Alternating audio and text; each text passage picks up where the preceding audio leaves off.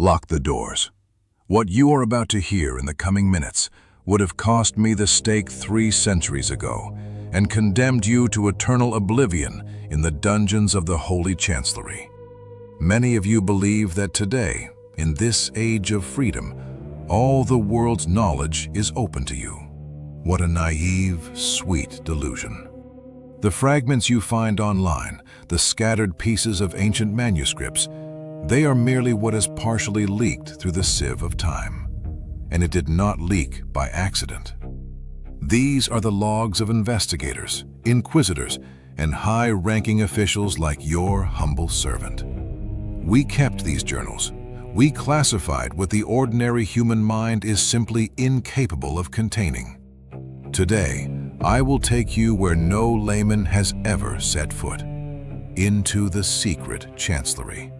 A place where, on heavy oak shelves covered in centuries of dust, lies every primary secret book of our organization. Today, we will examine 2 of them, which will completely shatter your perception of reality. The first secret book is the Liber Geneseos Secretum, in which the secret language of birthdays is documented. And the second secret book, the most heavily guarded archive of the Vatican, is the Vox Mysterium, the book containing the primordial, secret sound. But I warn you right now, do not dare to turn off or fast forward this video. Our conversation is a closed circle. By listening until the very end, you will understand why this chronicle is looped.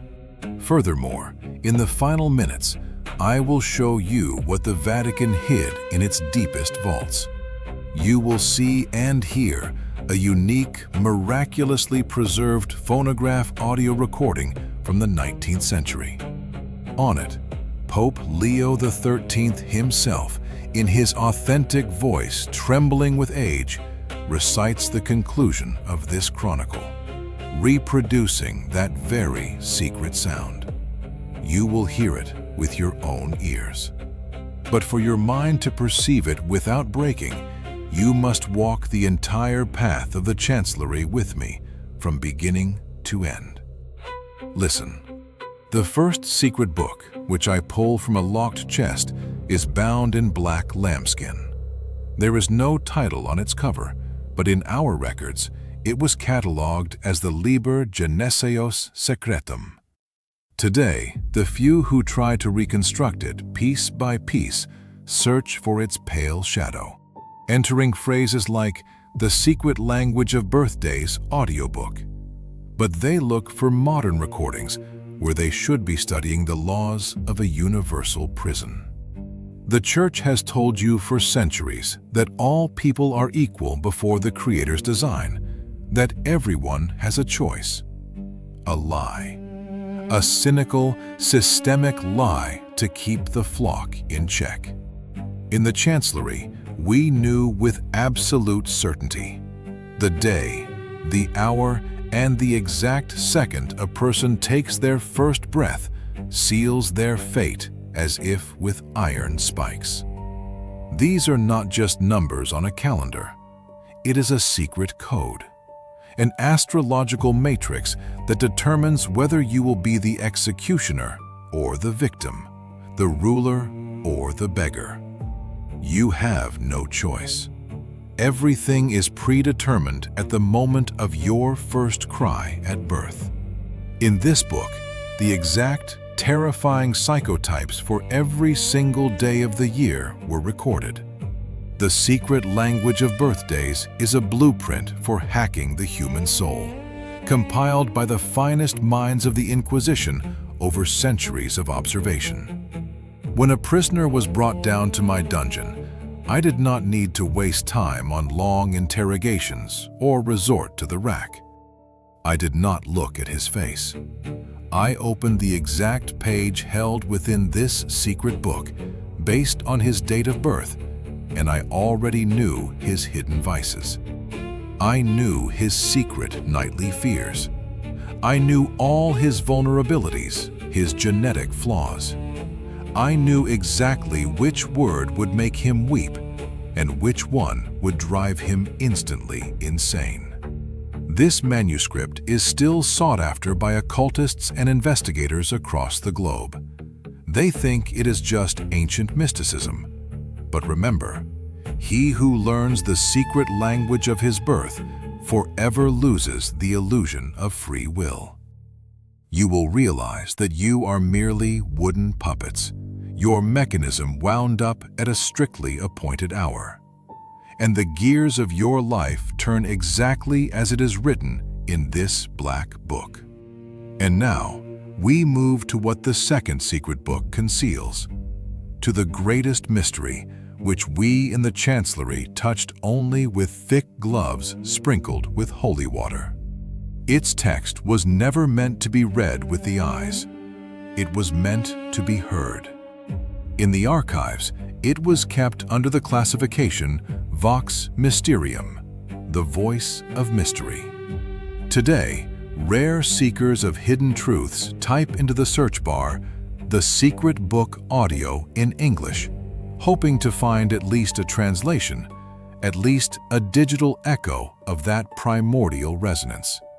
But they do not understand what they are playing with. The essence held within this secret book lies far beyond human comprehension. For centuries, the Chancellery conducted covert experiments on sound frequencies and the acoustic impact on the soul. Monks and scribes spent years by candlelight, translating ancient Aramaic, Coptic, and Sumerian vocal vibrations into a specific rhythmic Latin. These are not just words. It is a mathematically precise sequence of sounds. When this text was chanted aloud in a certain monotonous tone at the correct acoustic frequency, something inexplicable occurred. This secret sound began to resonate directly with the human subconscious, bypassing the ears entirely. A person listening to the recitation of this book instantly fell into a profound mystical trance. Their consciousness was stripped of all thoughts. The defensive barriers of the mind collapsed as if they had never existed. We used this secret method in the vaults of the Chancellery for delicate work. This sound could either heal a tormented mind, plunging it into absolute peace, or completely erase entire years of a person's life from their memory, rewriting their identity from a clean slate. The sound penetrated the deepest core of the soul, subverting the will. If you ever stumble upon a mention or fragments of this audio version, be cautious. The secret sound born in the stone chambers of the Inquisition possesses a memory. It knows how to bide its time. Once rooted in your head, it remains there forever, altering your perception of the world. You have watched until this moment, just as I demanded at the very beginning. You have closed the loop of time. And now your mind is sufficiently prepared to encounter the final mystery of the secret Chancellery.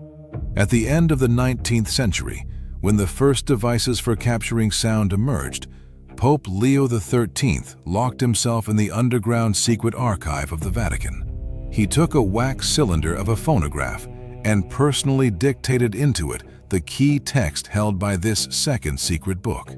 He did this to permanently preserve the benchmark, correct pronunciation of this frequency before the secret was lost. For decades, the Vatican tried to destroy or hide this cylinder, but the records of the Chancellery investigators are immortal. Now the screen will go dark. You will see and hear this authentic ancient audio recording. Listen closely to this original voice of Pope Leo XIII, crackling with time, recreating the original secret sound. Listen to these vibrations of history. And remember, this sound will now remain inside you. The video will begin again, but you will be someone entirely different. Watch and listen.